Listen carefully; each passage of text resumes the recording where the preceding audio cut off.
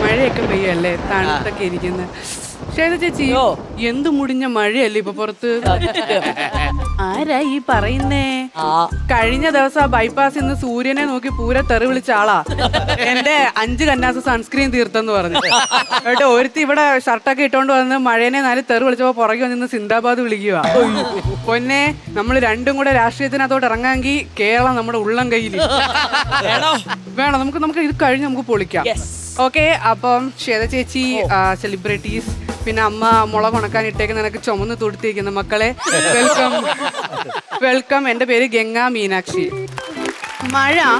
മഴക്കാലം, മഴവെള്ളം എന്നൊക്കെ പറഞ്ഞു കഴിഞ്ഞാൽ മലയാളികൾക്ക് പ്രത്യേക ഒരു വികാരമാണ് അല്ലേ? അപ്പൊ ഈ കുട്ടിച്ചോടെ എന്തിനാ ഇങ്ങനെ ആവശ്യമില്ലാത്ത വികാരം ഇടുന്നേ? നോക്കാൻ തന്നെ മ്ലേച്ഛം. കൊച്ചുമക്കളെ അങ്ങോട്ട് നോക്കല്ലേ. പുള്ളി വികാരം എന്ന് പറഞ്ഞ ഒരു ഒറ്റ ഡയലോഗ് ചാനൽ തന്നെ മാറ്റിക്കളഞ്ഞു. ഇവിടെ ഇരിക്കുന്ന എത്ര ആളുകൾക്ക് മഴയോട് പ്രണയമുണ്ട്? എനിക്കില്ല. ഞാൻ ഒരു കാര്യം ചോദിച്ചോട്ടെ, നിങ്ങളുടെ ഒന്നിന്റെ വീട്ടിൽ ചോർച്ചയൊന്നും ഇല്ലേ മഴയോട് ഇത്ര ആക്രാന്തം കാണിക്കാൻ? മഴയോട് പ്രണയമുള്ളത് വെച്ചപ്പോ ശ്രീവിദ്യ ചേച്ചി മന്തിന്ന് കണ്ടാ തോന്നട്ടെ. എനിക്ക് അതൊക്കെ കുട്ടിച്ചേട്ടൻ. പ്രണയിക്കാൻ പെണ്ണിനെയോ കിട്ടുന്നില്ല, മഴയെങ്കിൽ. അത് സത്യം. മഴയെന്ന് കേൾക്കുമ്പം ഏറ്റവും കൂടുതൽ ഓർമ്മ വരുന്ന ഡയലോഗാണ് മഴ, ചായ, ജോൺസൺ. അത് നിങ്ങൾ സിനിമാക്കാർക്ക്. ഞങ്ങള് പാവപ്പെട്ടവർക്ക് മഴ, ചോർച്ച, ദുരിതാശ്വാസൊക്കെയാണ്. ഞാനിപ്പോ കുറെ തവണ ഒന്ന് ചോർച്ച എന്ന് പറയുമ്പോൾ നിങ്ങൾ വിചാരിക്കും പാവപ്പെട്ടവരെ കളിയാക്കുവാന്ന്. ഒരിക്കലും അല്ല. പാവപ്പെട്ടവന്റെ വീട്ടിലും ചോർച്ചയുണ്ട്, പണക്കാരൻ അംബാനിയുടെ വീട്ടിലും ചോർച്ചയുണ്ട്. പാവപ്പെട്ടവന്റെ വീട്ടിൽ നിന്ന് ചോരുന്നത് മഴവെള്ളമാണെങ്കിൽ അംബാനിയുടെ ഒക്കെ വീട്ടിൽ നിന്ന് ചോര ചിലപ്പം പുള്ളിയുടെ ഭാര്യയുടെ ബ്ലൗസിന്റെ ഡിസൈനോ കല്യാണത്തിന് വലിച്ചു കെട്ടി പന്തലിന്റെ ഒക്കെ എന്തെങ്കിലും പരിപാടി ആയിരിക്കും. ഡയന ചേച്ചി, കഴിഞ്ഞ മാസം എന്റെ ബ്ലൗസിന്റെ ഡിസൈനും ചോർന്നായിരുന്നു. പിന്നെ കടയിൽ പോയി മുച്ചോടും തുണി എടുത്തിട്ട് പൈസ ചോദിക്കുമ്പോ കൊള്ളാ പോയിക്കുന്ന പരിപാടി അല്ല നമ്മൾ പറയുന്നത്. ഈ മഴക്കാലത്ത് ഏറ്റവും കൂടുതൽ തെറി കേൾക്കുന്ന ഒരു ഡിപ്പാർട്ട്മെന്റ് കേരളത്തിലുണ്ട്. ഏതാണെന്നറിയാമോ? ACB. അതുണ്ട്. കാരണം നമ്മൾ ഫോൺ എടുത്ത് വിളിച്ചാൽ ഉടനെ നമുക്ക് കറണ്ട് വരണം. നമ്മുടെ വിചാരം അവിടെ ഇരിക്കുന്ന എല്ലാം ഡിങ്കനും സൂപ്പർമാനും ശക്തിമാനും കോൾ എടുക്കുന്ന ഉടനെ ചെട്ടിയിട്ട് പോയി എല്ലാം സെറ്റ് ചെയ്തിട്ട് വരുവാ. അങ്ങനെയല്ല, ഞാൻ പറയുന്നത് കാലാവസ്ഥാ ഡിപ്പാർട്ട്മെന്റ് എന്നൊരു സംഭവമുണ്ട്. പാവത്തുങ്ങള് ഇന്ന് മഴ പെയ്യുമെന്ന് പറഞ്ഞാൽ പുറത്തോട്ട് ഇറങ്ങുന്നവനെ സൂര്യൻ ടാറ്റു പിടിച്ചു വിടും. അമ്മാതിരി വെയിലാ. ഇനി വെയിൽ വരുമെന്ന് പറഞ്ഞു നോക്കെ, പുറത്തോട്ട് ഇറങ്ങുന്നവനെ മഴ അടിച്ച് അങ്ങ് കടലിൽ കൊണ്ടുപോയിടും. അമ്മാതിരി മഴയുവാ. ഇനി ആ പാവത്തുങ്ങൾ ഒന്നും മിണ്ടാതിരുന്നു നോക്കെ, ഫോൺ എടുത്ത് നമ്മൾ ചോദിക്കും നിന്റെയൊക്കെ വായിലെന്തോ പഴമാണോ, എന്ത് കാലാവസ്ഥയിലൊന്നും വന്നില്ലല്ലോ എന്ന്. പക്ഷെ ഞാൻ ഒരു കാര്യം ചോദിക്കട്ടെ മക്കളെ, നിങ്ങൾക്ക് കുറച്ചും കൂടെ റിലേറ്റ് ആവും. നമ്മുടെയൊക്കെ അമ്മമാര് എത്ര പൊരി വെയിലാണേലും എങ്ങനെ ഒരു കുടയെടുത്ത് കൈ വെയ്, 10 മിനിറ്റ് കഴിഞ്ഞാൽ മഴ വരുമെന്ന് പറഞ്ഞിട്ടുണ്ടോ? ആ 10 മിനിറ്റ് 10 സെക്കൻഡ് മഴ പെയ്തിരിക്കും അല്ലേ? ഈ നമ്മളോട് ചെയ്യുന്നത് പോലെ കാർമേഘത്തിനെ നോക്കി പേടിപ്പിച്ച് മുള്ളിച്ച് മഴ പെയ്യിപ്പിക്കുന്നതാണോന്ന് വെച്ചാൽ എനിക്ക് അറിയത്തില്ല. അമ്മമാര് പറഞ്ഞ മഴ പെയ്തിരിക്കും. മുഖ്യമന്ത്രി സാറിനോട് എനിക്കൊരു അപേക്ഷയുണ്ട്, പറ്റുമെങ്കിൽ നമ്മുടെ ഈ അമ്മമാരെയും കൂടെ കാലാവസ്ഥാ ഡിപ്പാർട്ട്മെന്റിൽ കാലാവസ്ഥക്കാര് സാധ്യതയാണ് പറയുന്നെങ്കിൽ അമ്മമാർ എപ്പോ പെയ്യുമെന്ന് പറയും. മഴ പെയ്യുന്നതിന്റെ സാറ്റലൈറ്റ് മുകളിലുണ്ടെങ്കിലും എപ്പോ പെയ്യണം എന്നുള്ളതിന്റെ റിമോട്ടിന്റെ ചുറ്റിരിക്കുന്നത് നമ്മുടെ അമ്മമാരുടെ കയ്യിലാണ് അല്ലേ? പണ്ടൊക്കെ മലയാളികള് മുകളിലോട്ട് നോക്കി നോക്കുന്നത് മഴ പെയ്യുവോ വെയിൽ വരുമോ എന്നായിരുന്നു. ഇപ്പൊ മലയാളികൾ മുകളിലോട്ട് നോക്കുന്നത് ആ മുല്ലപ്പെരിയാർ ഇന്ന് കാണാൻ പൊട്ടുവോ എന്നറിയാനാ. മുല്ലപ്പെരിയാറിനെ പറ്റി എന്തോ പറയാനാ ചേച്ചി? ഇപ്പൊ ഈ മുല്ലപ്പെരിയാർ എന്നൊക്കെ പറഞ്ഞാൽ നമ്മുടെ തലയിൽ ഒരു ബോംബ് എടുത്ത് വെച്ചിട്ട് അത് കത്തിക്കാനുള്ള തീപ്പെട്ടിയും തിരശ്ശീലയും അന്യ സംസ്ഥാനത്താൽ ആളുകളുടെ കൈ കൊടുത്തിട്ട് ചെവിയും പൊത്തിരിക്കുന്ന പാവത്തുങ്ങളാ നമ്മള്. മുല്ലപ്പെരിയാറിനെ പറ്റി എന്ത് വാർത്ത വന്നാലും മുകളിലോട്ടുള്ളവർ പറയും പൊട്ടുമ്പോ നോക്കാം. മുല്ലപ്പെരിയാർ അല്ലേ, അത് പൊട്ടട്ടെന്ന്. പൊട്ടുമ്പോ നോക്കാനേ പറ്റൂ, വേറെ ഒന്നും ചെയ്യാനൊക്കത്തില്ല. പൊട്ടി വെള്ളം എല്ലാം കൂടി ഇടിച്ചു വരുമ്പോഴത്തേന് പൊട്ടിയോ എന്ന് ചോദിക്കാനുള്ള സമയം പോലും ചിലപ്പോ കിട്ടിയെന്ന് വരത്തില്ല. പൊതുവേ സോഷ്യൽ മീഡിയയിൽ എയറിലാവുന്ന ഒരാളായതുകൊണ്ടും മുല്ലപ്പെരിയാറിനെ പറ്റി എന്തെങ്കിലും പറഞ്ഞു കഴിഞ്ഞാൽ അവിടെ നിന്ന് ശൂന്യാകാശത്തേക്ക് പോകാനുള്ള ചാൻസ് ഉള്ളതുകൊണ്ടും മുല്ലപ്പെരിയാർ വിഷയം നമുക്ക് ഇവിടെ പകുതി വെച്ചങ്ങ് നിർത്താം. അതായിരിക്കും നമുക്ക് എല്ലാവർക്കും നല്ലത്. അപ്പം ഈ മഴ സമയത്ത് നമ്മുടെ അമ്മമാര് ഒട്ടും ഉപയോഗിക്കാത്തൊരു സാധനമുണ്ട്. എന്തോന്നറിയാമോ?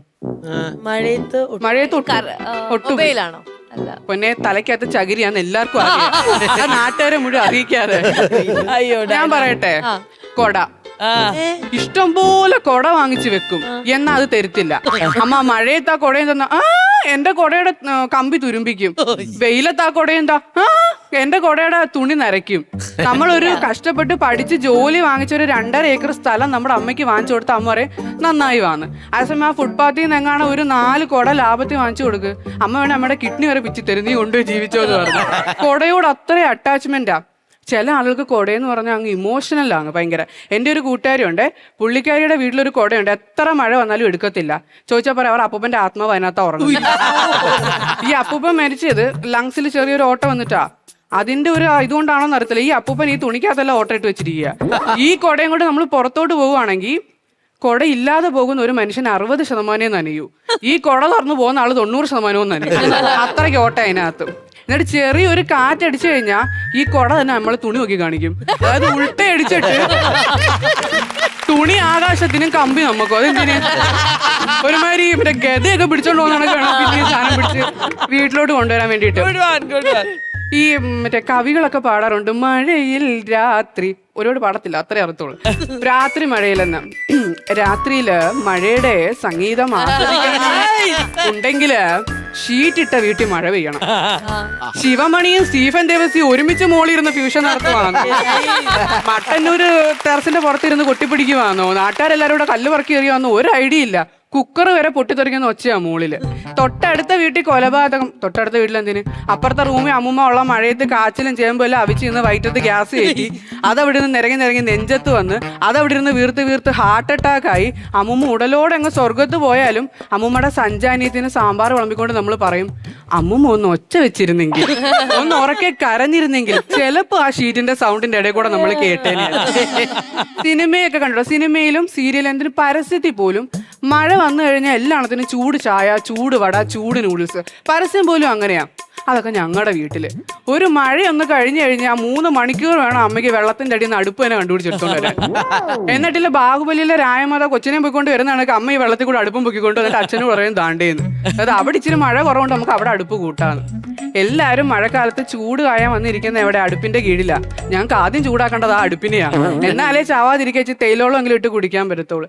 ഈ കവികളൊക്കെ പറയല്ലോ, നമ്മൾ എപ്പോഴും കേൾക്കുന്നതാ, നിങ്ങൾക്ക് കുറച്ചും കൂടെ റിലേറ്റ് ആവും. നമ്മൾ ക്ലാസ്സിൽ പോകുമ്പോൾ യൂണിഫോം നനയണം, ബാഗ് നനയണം, ബുക്ക് നനയണം, കുട നനയണം, എന്നാലേ ക്ലാസ്സിലേക്കുള്ള ഒരു നൊസ്റ്റാൾജിയ. ഈ പറഞ്ഞ ഏതെങ്കിലും ഒരു വേട്ടാവളിയും വീട്ടിൽ വന്ന് യൂണിഫോം ഉണക്കി തരുവോ? പാവം എന്റെ അമ്മച്ചി മെനഞ്ഞാന്ന് മുട്ട പൊരിക്കുന്ന പാനിനകത്ത് വെച്ചാ എന്റെ യൂണിഫോം ഉണക്കി തന്നത്. അതിട്ടോണ്ട് ക്ലാസ്സിൽ ചെന്നപ്പോഴത്തേന് ഫസ്റ്റ് പീരീഡ് വന്ന സാറ് വിളിച്ചു പറഞ്ഞ് ആരോ കൊണ്ടുവന്ന ലഞ്ച് ബോക്സിലെ മുട്ട പൊരിച്ചത് കരിഞ്ഞിട്ടുണ്ട്, നല്ല വാടയടിക്കുന്നത്. ആ മുട്ട പൊരിച്ചത് 125 സെന്റിമീറ്റർ നീളവും 69 കിലോ തൂക്കവും ഉള്ള ഞാനെന്ന് പറയാനുള്ള മടി കാരണം ഇപ്പൊ എനിക്ക് ഫസ്റ്റ് പീരീഡ് ക്ലാസ് കയറാൻ ഒക്കത്തില്ല. പോരാത്തതിന് ടീച്ചർമാർക്ക് മഴയൊന്നും അറിയണ്ട, അവർക്ക് ഷൂസ് സോക്സ് ഇട്ട് ടിപ് ടോപ്പ് ആയിട്ട് പോകണം. ഈ റോഡിലെ ചെളിയിലെല്ലാം കൂടെ ചവിട്ടി 1.5 ലിറ്റർ ചെളിവെള്ളമായിട്ടാ ക്ലാസ്സിൽ ചെല്ലുന്നത്. 3-മത്തെയോ 4-മത്തെയോ പീരീഡ് എത്തുമ്പോഴത്തേന് നമ്മുടെ ഷൂസ് പയ്യെ ഉണങ്ങി തുടങ്ങും. അപ്പൊ ഈ കാല് വരുത്ത പിള്ളേരുണ്ട്, അവർ ഈ ഷൂസിൽ നിന്ന് കാലെടുത്തങ്ങ് വെളിയിടും. വിളത്തുശാല മാലിന്യ സംസ്കരണ പ്ലാന്റ് അടക്കയും വെറ്റിലയും വെച്ച് തൊഴും. അത്ര നല്ല മണവാ ക്ലാസ് മുഴുവനും. പിന്നെ ജോഗ്രഫി ഇല്ല, ഹിസ്റ്ററി ഇല്ല, ഒന്നുമില്ല. യൂറിക് ആസിഡ് തോറ്റു വന്ന ഈ വാടയുടെ രാസനാമോ ഇത് എങ്ങനെ ക്ലാസ്സിൽ പരന്നു എന്നുള്ളതിന്റെ പരപ്പളവ് വ്യത്യാസം മാത്രമേ നമ്മൾ ചിന്തിക്കാറുള്ളൂ, അല്ലേ? മഴ സമയത്താണ് പല സാധനങ്ങളും ഒഴുകി വരുന്നത്. എനിക്ക് ഭയങ്കര, ഞാൻ ദൈവത്തിനോട് നന്ദി പറയാറുണ്ട്. കാരണം പാവപ്പെട്ടവന്റെ കയ്യിലേക്ക് എന്തെങ്കിലുമൊക്കെ എത്തിച്ചേരുന്ന ഒരു പരിപാടിയായി മഴവെള്ളത്തിൽ ഒഴുകി വരുന്നത്. ഞങ്ങളുടെ വീട്ടിലെ ഡിപ്പാർട്ട്മെന്റ്സ് തിരിച്ചാണ് അത് ശേഖരിക്കുന്നത്. എൻ്റെ സിസ്റ്റർ കൂടുതലും വെജീസിന്റെ ഡിപ്പാർട്ട്മെന്റ് ആണ്. ലൈക്ക് ഒഴുകി വരുന്ന ഉള്ളി, കടല, അങ്ങനെയുള്ള സാധനങ്ങളാണ്. അച്ഛൻ മോർ കോൺസെൻട്രേറ്റഡ് ടു ദി പലചരക്ക് സ്റ്റോർ, തേങ്ങ, നെല്ല്, അരി ഒക്കെ. ലൈക്ക് അമ്മ കുറച്ച് കോസ്റ്റ്യൂമാണ്, ഒഴുകി വരുന്ന ട്രൗസർ, നിക്കർ, ഇന്ത്യൻ ടൈ വരെ ഉണ്ട് അതിനകത്ത്. എന്നിട്ട് അമ്മ ഒഴുകി വരുന്ന ഈ ട്രൗസറൊക്കെ അച്ഛനെ കൊണ്ട് ഇടിപ്പിക്കും. അമ്മ ഒരു ഫാഷൻ ഡിസൈനർ ആയതുകൊണ്ട് അമ്മ കുത്തി തയ്ച്ചൊക്കെ കൊടുക്കാറുണ്ട്. പക്ഷെ അച്ഛനിടുന്ന ട്രൗസറിൽ അച്ഛനും അച്ഛൻ്റെ അച്ഛനും മുത്തച്ഛനും പിന്നെ വഴി കൂടെ പോകുന്ന ആടയിലും 4 അച്ഛന്മാരെയും പിടിച്ച് കയറ്റിയാലും 1.5 സെന്റ് അധികം കാണും. എന്നാലും ഞങ്ങളത് ഇട്ടുകൊണ്ട് നടക്കും. പിന്നെ അമ്മ ഇതേപോലെ ഒഴുകി വരുന്ന ചില പാൻസ് ഒക്കെ എടുത്ത് ഫാഷൻ ഡിസൈൻ ചെയ്ത് എനിക്ക് ഇട്ട് തരും. പേടിക്കണ്ട, ഇത് ഞാൻ പൈസ കൊടുത്ത് വാങ്ങിച്ചാ. ഇതൊക്കെ ഇട്ടുകൊണ്ട് നമ്മൾ ഏതെങ്കിലും ഉത്സവത്തിനൊക്കെ പോകുമ്പോൾ ഇതിന്റെ ഒറിജിനൽ മുതലാളി അടുത്തൂടെ പോകും. മറ്റേ സിനിമയിലെ രാംചരണ് സ്പാർക്ക് അടിക്കുന്നതൊക്കെ നമുക്ക് പെട്ടെന്നൊരു നമ്മള് മൈൻഡിൽ കാണും. പുള്ളി തുണി അവിടെ ഉണക്കിയിടുന്നു, അത് പറഞ്ഞ് വെള്ളത്തിൽ വീഴും, നമ്മുടെ കയ്യിൽ എത്തുന്നു. എന്നിട്ട് നമ്മൾ ഏതിൽ ഇരുട്ടുവെക്കത്ത് പോയി നിൽക്കും പുള്ളിനെ കാണാതിരിക്കാൻ വേണ്ടി. കാരണം പുള്ളിക്കും കൂടെ ആ സ്പാർക്ക് അടിച്ച് അവിടെ പൊതിരി അടി നടക്കും. 1 രൂപയ്ക്ക് വിലയില്ലാത്ത പപ്പടത്തിന് അടി നടക്കുന്നു. പിന്നെ ആണോ അയാളുടെ ബാഗി ജീൻസ് ഞാൻ ഇട്ടുകൊണ്ട് നടക്കുമ്പോഴത്തേന് അടി നടക്കാത്തത്. സിനിമയിലും സീരിയലിലും ഒക്കെ മഴയെന്ന് പറയുമ്പോൾ ഭയങ്കര റൊമാൻസ് അല്ലേ. നായിക ഇങ്ങനെ വരുന്നു, വെള്ളത്തുള്ളി ഇങ്ങനെ വീഴുന്നു, നായകൻ ഇങ്ങനെ പിടിക്കുന്നു. ബാക്കി ഞാൻ പറഞ്ഞ എന്തായാലും ഇവിടുന്ന് എഡിറ്റ് ചെയ്ത് കളയും. ഞാൻ എൻ്റെ വെള്ളം കൊണ്ട് കളയുന്നത്. ഞങ്ങളുടെ വീട്ടിലുണ്ട് മഴയത്തെ റൊമാൻസ്. എൻ്റെ അച്ഛൻ്റെ അമ്മേൻ്റെ റൊമാൻസ് ആണ്. ഇങ്ങനെ സ്റ്റേജിൽ പറയുമ്പോൾ നാണം വരുന്നു. അച്ഛൻ കിഴക്കോട്ടോടും ഉണങ്ങിയ തുണി എടുക്കാൻ വേണ്ടി, അമ്മ പടിഞ്ഞാറോട്ടോടും വീടിന്റെ ചോർച്ച വെള്ളമെടുത്ത് കലം വെക്കാൻ വേണ്ടി. രണ്ടും വല്ല ദിക്കിലും നോക്കിയാണ് ഓടുന്നെങ്കിൽ നടുമുറ്റത്ത് കൂട്ടിയിടിച്ച് കിടക്കുകയും. ഇതൊന്നും ഒരു സിനിമയിലും റൊമാൻറ്റിക് ആയിട്ട് വരുന്നത് എനിക്ക് അറിയത്തില്ല. അതേപോലെ എൻ്റെ ബ്രദറിന് മഴ സമയത്താണ് പ്രണയം പൂക്കുന്നത്. കാർമേഘം ഉരുണ്ട് കൂടുമ്പോഴേ അവൻ സ്റ്റാറ്റസ് ഇടും, ഞാനും നീയും ഇന്ന് മഴയിൽ അലിയും ഒഴുകും ഒന്ന് അറബിക്കടലിൽ എത്തും. പിറ്റേന്ന് രാവിലെ മിന്നലടിച്ച് കൂണ് മുളയ്ക്കുന്ന കണക്ക് അവന്റെ മുതുകത്തും പറയാൻ പറ്റാത്ത പല സ്ഥലത്തും കൂണ് മുളയ്ക്കുമ്പോഴാണ് ഞങ്ങൾക്ക് മനസ്സിലാവുന്നത് സ്റ്റാറ്റസ് എത്തേണ്ട കരങ്ങളിലങ്ങ് എത്തിയിട്ടുണ്ടോ. അവന്റെ പ്രണയം പൂത്തു കാച്ചു, നാട്ടുകാർ വന്ന് പറിച്ചുകൊണ്ടുപോയി. പക്ഷെ എന്തൊക്കെ പറഞ്ഞാലും മഴ സമയത്ത് ഏറ്റവും കൂടുതൽ കഷ്ടപ്പാട് അനുഭവിക്കുന്ന ഒരു വിഭാഗമാണ് മത്സ്യത്തൊഴിലാളികൾ എന്ന് പറയുന്നത്. എൻ്റെ അച്ഛനും അമ്മയും മത്സ്യത്തൊഴിലാളികളാണ്. അതുപോലെ മത്സ്യബന്ധനത്തിന് പേരുകേട്ട ഒരു സ്ഥലമായ നീണ്ടകര എന്ന സ്ഥലത്തു നിന്നാണ് ഞാൻ വരുന്നത്. അതുകൊണ്ട് എനിക്ക് നല്ലതുപോലെ പറയാൻ പറ്റും മഴയത്ത് ഏറ്റവും കൂടുതൽ കഷ്ടപ്പാട് അനുഭവിക്കുന്നത് അവരാണ്. പക്ഷെ കേരളത്തിൽ വേറെ എവിടെ മഴ കൊണ്ട് എന്ത് പ്രശ്നം ഉണ്ടായാലും ആദ്യം ഓടി വരുന്നത് ഈ മത്സ്യത്തൊഴിലാളികളാണ്. പക്ഷെ ഈ മഴ സമയത്ത് അവരുടെ വീട്ടിൽ അടുപ്പ് കായുന്നുണ്ടോ അവരെന്തെങ്കിലും കഴിക്കുന്നുണ്ടോ എന്ന് തിരക്കി വേറെ ആരും തിരിച്ചു വരാറില്ല. പക്ഷെ നമുക്കതിൽ സങ്കടവും ഇല്ല ചേച്ചി. പക്ഷെ ഇപ്പൊ കുറച്ച് നാളായിട്ട് സോഷ്യൽ മീഡിയയിൽ നീണ്ടവരെ എത്തുമ്പോൾ വാടയാണ്, നീണ്ടവരെ അവിടെ വന്ന് ഇങ്ങനെ കടന്നു പോകുമ്പോഴത്തേന് ഭയങ്കര ബാഡ് സ്മെല്ലാണ്, മീനിന്റെ വാടയാന്നൊക്കെ പറഞ്ഞ് ഒരുപാട് ട്രോള് വരാറുണ്ട്. മീനിന്റെ പ്രവൃത്തി നടക്കുന്ന സ്ഥലത്ത് എന്തായാലും മുല്ലപ്പൂവിന്റെ മണം വരത്തില്ല. ആ വാടയെന്ന് പറയുന്നത് നമ്മുടെ രക്തത്തിൽ അലിഞ്ഞേർന്ന മണമാണ്. പക്ഷെ ആ വാട നമ്മുടെ ഹൃദയത്തിനോ മനസ്സിനോ ഇല്ലാത്തത് കൊണ്ടാണ് മറ്റുള്ളവരെ രക്ഷിക്കാൻ നമ്മൾ ആദ്യം ഇറങ്ങി ഓടുന്നത്. അതെ, ദയവ് ചെയ്ത് അവരെ സഹായിക്കാൻ പറ്റിയില്ലെങ്കിലും ദൈവത്തെ ഓർത്ത് കളിയാക്കാതിരിക്കണമെന്ന് എനിക്ക് വലിയൊരു അഭിപ്രായം. ഞാനിത് കൂട്ടിച്ചേർക്കാനുള്ള കാരണം തന്നെ അതുകൊണ്ട്, അത്രത്തോളം വിഷമം വരുന്നതുകൊണ്ടാണ്. പിന്നെ എന്തൊക്കെ തമാശ പറഞ്ഞാലും പാവപ്പെട്ടവനെ സംബന്ധിച്ചിടത്തോളം തല വരെ വെള്ളം വന്ന് അതിന് മുകളിൽ പരലോകമാണ്. പണക്കാരനെ സംബന്ധിച്ചിടത്തോളം തല വരെ വെള്ളം വന്ന് അതിന് മുകളിൽ ഹെലിപ്പാഡുണ്ട്. അതുകൊണ്ട് തന്നെ പൈസ ഉള്ള ഒരാളെ സംബന്ധിച്ചിടത്തോളം എൻ്റെ ഞാൻ ഈ പറയുന്നതൊക്കെ വെറും കോമഡി സ്റ്റാൻഡപ്പ് ആയിരിക്കും. പാവപ്പെട്ടവനെ സംബന്ധിച്ചിടത്തോളം അവൻ്റെ മഴയത്തെ അവൻ്റെ സർവൈവൽ ആയിരിക്കും ഇത്. That's all.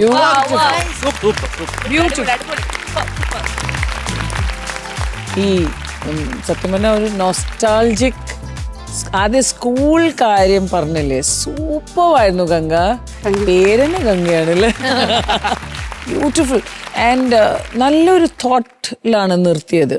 സത്യം പറഞ്ഞാൽ നമ്മൾ അവരെ പറ്റി ആലോചിക്കാറില്ല, ഈ ഫിഷർമാൻ അല്ലാതെ ഈ കടൽ തൊഴിലാളികളുടെ പറ്റി നമ്മൾ തീരെ ആലോചിക്കാറില്ല.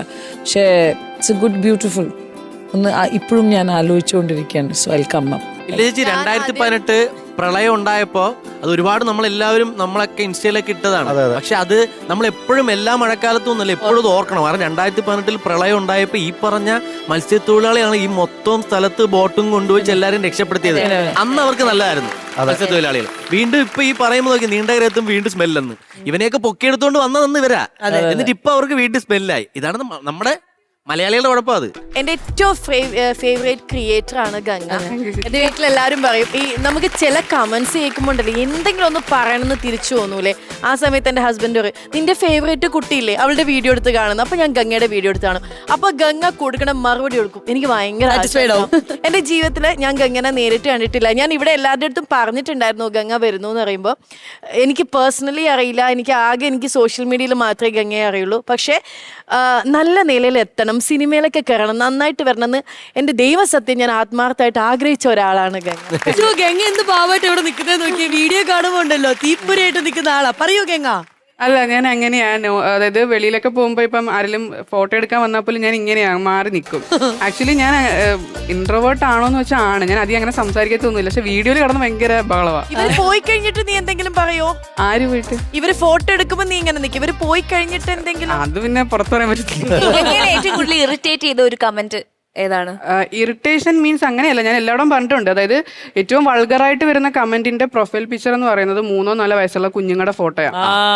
അപ്പൊ ഞാൻ ആ പ്രൊഫൈൽ ഫോട്ടോ വെച്ച് അത് റിയാക്ട് ചെയ്യുവാണെങ്കിൽ ഈ തെറി വിളിക്കുന്നവരുടെ എല്ലാവരുടെയും മുമ്പിൽ ആ കൊച്ചാണ് ആ മൈൻഡിൽ വരുന്നത്. അതുകൊണ്ട് ഞാൻ ആ പ്രൊഫൈൽ ഫോട്ടോ കട്ട് ചെയ്തിട്ടാണ് ഇടുന്നത്. ചിലപ്പോൾ നെയിമും കട്ട് ചെയ്യും, കാരണം അച്ഛൻ്റെയോ അമ്മയുടെയോ ഭാര്യയുടെ ഒക്കെ ഐഡി വെച്ചിട്ടായിരിക്കും ഇതൊക്കെ ചെയ്യുന്നത്. അപ്പോൾ അങ്ങനെ വരുമ്പോൾ എനിക്ക് ഭയങ്കര വിഷമം തോന്നാറുണ്ട്. അവർക്ക് കമന്റ് ഉണ്ടെങ്കിൽ സ്വന്തം മുഖം വെച്ചിട്ട് ഇടാമല്ലോ, എന്തിനാ കുഞ്ഞുമക്കളുടെ ഫോട്ടോ ഒക്കെ വെച്ചിട്ട് ഇടുന്നത്. പിന്നെ അച്ഛനെയും അമ്മേനെയൊക്കെ പറഞ്ഞുകൊണ്ടെങ്കിൽ ഭയങ്കരമായിട്ട് കമന്റ് വരാറുണ്ട്. പിന്നെ ഇപ്പം അതുകൊണ്ടാണ് ഞാൻ ഇവിടെ നിൽക്കുന്നത്. ഇതിപ്പോ പറഞ്ഞില്ലേ, അതുകൊണ്ടാണ് ഞാൻ ഇതുവരെയ്ക്കും ഒന്നും അഭിപ്രായം പറയാതെ. I rest my case. I agree with you.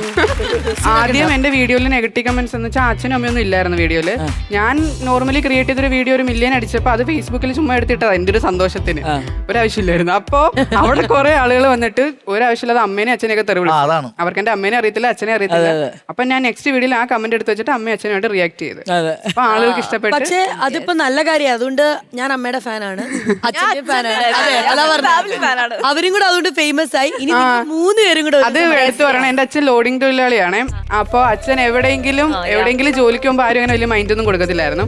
ഇപ്പം നമ്മൾ പത്രത്തിലൊക്കെ നമ്മുടെ ന്യൂസ് ഒക്കെ വന്ന് അത്യാവശ്യം ദിവസം അയച്ച് എല്ലാവരും അറിഞ്ഞു തുടങ്ങി.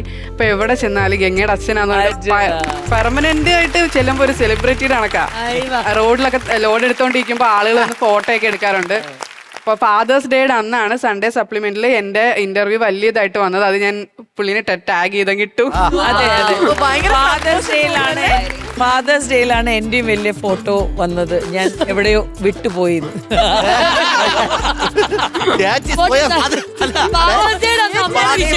അല്ലാതെ ചേരുന്നുണ്ടല്ലേ ഫാദർ. ചേച്ചിയെ എല്ലാരും മറന്നിരിക്കുമ്പോഴേ വീണ്ടും വരും.